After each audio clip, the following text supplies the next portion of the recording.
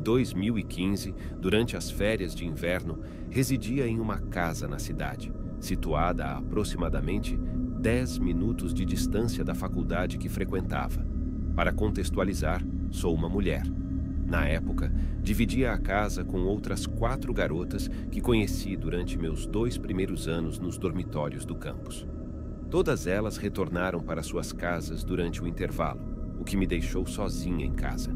Necessitei permanecer na cidade devido a um estágio, o que acabou sendo uma experiência tranquila e agradável para mim. Além disso, os voos de volta para casa eram excessivamente caros nessa temporada do ano. Nas primeiras semanas, consegui fazer muito trabalho acadêmico e tudo parecia normal.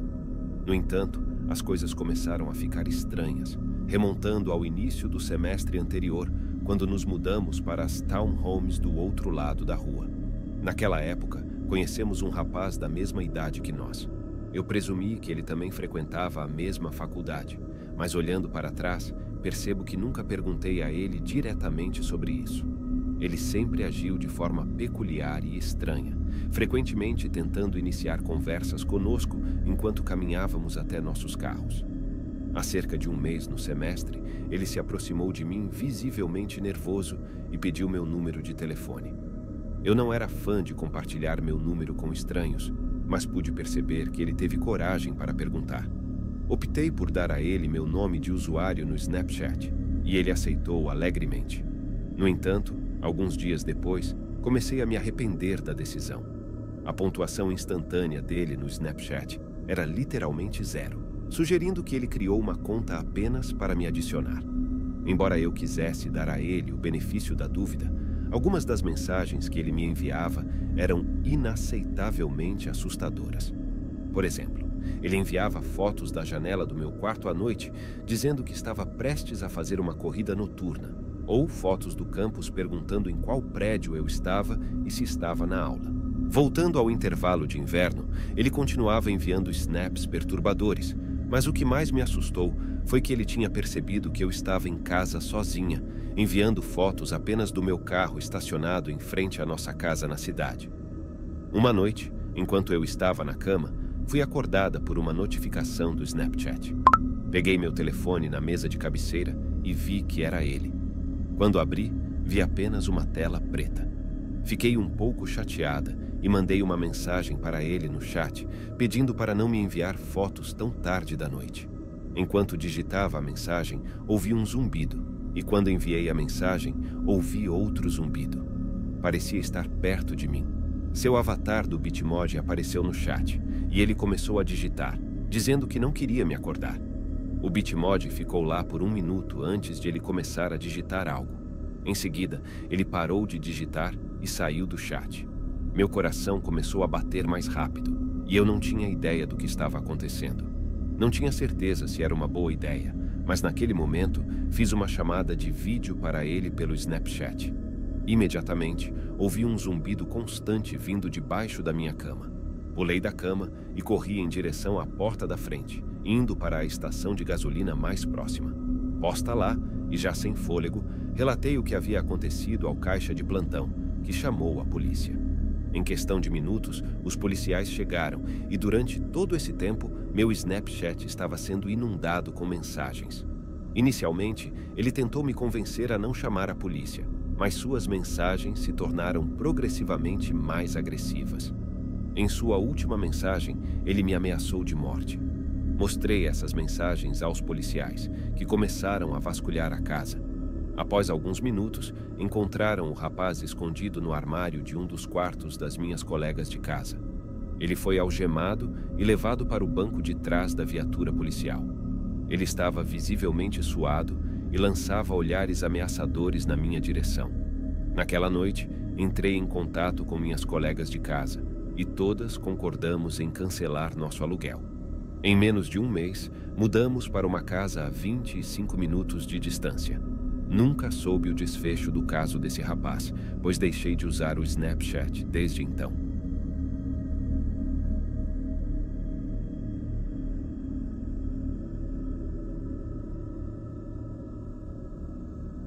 Isso ocorreu comigo enquanto eu estava usando o Snapchat para conversar com um amigo. Na época, eu tinha apenas 14 anos e era calouro no ensino médio. Minha melhor amiga, Ana, e eu estávamos trocando mensagens no Snapchat em uma noite enquanto eu estudava para uma grande prova que teria no dia seguinte. Nossa conversa estava começando a ficar monótona, até que Ana me enviou uma foto dela em seu quarto, sem legenda. Em resposta, desabafei sobre o teste que faria no dia seguinte, mencionando como me sentia despreparado, e perguntei a ela o que estava fazendo. Ela me respondeu com uma foto de outro ângulo, mostrando o dever de casa à sua frente, com a legenda: "Sim, pelo menos você não tem um projeto em grupo para entregar amanhã que mal começamos a trabalhar." Enquanto examinava a foto, tentando identificar a matéria para a qual era o dever de casa, percebi algo estranho ao fundo. Parecia que uma figura sombria estava parada no canto do quarto dela. Rapidamente, enviei uma mensagem a Ana, perguntando se havia mais alguém com ela no quarto. Sua resposta foi que estava em casa sozinha.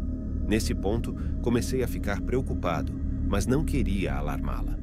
Então, enviei outra mensagem dizendo que precisava me concentrar e estudar para o teste. Ela abriu a mensagem imediatamente, mas os minutos se passaram e ela não respondeu, o que era incomum para ela. Comecei a temer que algo estivesse realmente errado. Lamentei não ter tirado uma captura de tela dos snaps para poder revisá-los e confirmar se estava imaginando coisas. Tentei ligar para Ana, mas ela não atendeu. Enviei mais algumas mensagens, mas não obtive resposta. Comecei a entrar em pânico e decidi ir até a casa dela para verificar. A casa dela ficava a apenas 3 minutos de bicicleta de distância, e quando cheguei lá, percebi que a maioria das luzes estavam acesas. Liguei para Ana novamente, mas ela ainda não atendeu.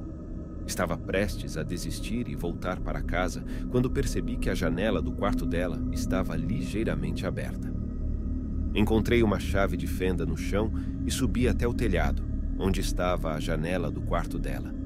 Olhei para dentro e vi novamente a figura sombria, desta vez mais próxima de sua cama. Sabia que precisava agir rapidamente, então entrei na sala e confrontei o intruso. Era um homem mais velho, muito maior do que eu, mas consegui acertar seu ombro esquerdo com a chave de fenda antes que ele pudesse me dominar. Ele gritou de dor e fugiu pela janela de volta para o lado de fora. Ele desceu para o gramado abaixo, agarrando seu ombro ferido enquanto ele corria. Olhei em volta na sala e percebi que Ana não estava lá. Gritei por ela e ela respondeu de baixo, na cozinha. Expliquei tudo e ambos usamos o telefone dela para chamar a polícia. A polícia conseguiu seguir um rastro de sangue por alguns metros na calçada antes que ele desaparecesse abruptamente, sugerindo que o homem entrou em um carro. Ana explicou que depois que eu disse a ela que estava indo estudar, ela desligou o celular e desceu para fazer comida, o que explicava por que ela não respondeu às minhas chamadas. É horrível pensar nisso, mas eu sinceramente me pergunto o que teria acontecido se eu nunca tivesse notado o homem na conversa do Snapchat.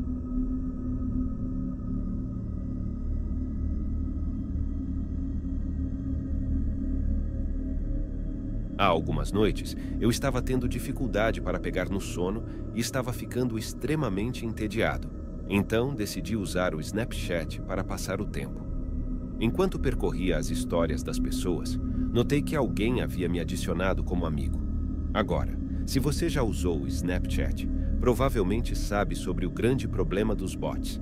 Na maioria das vezes, quando alguém me adicionava, era apenas uma conta falsa tentando me enganar para enviar dinheiro de alguma forma.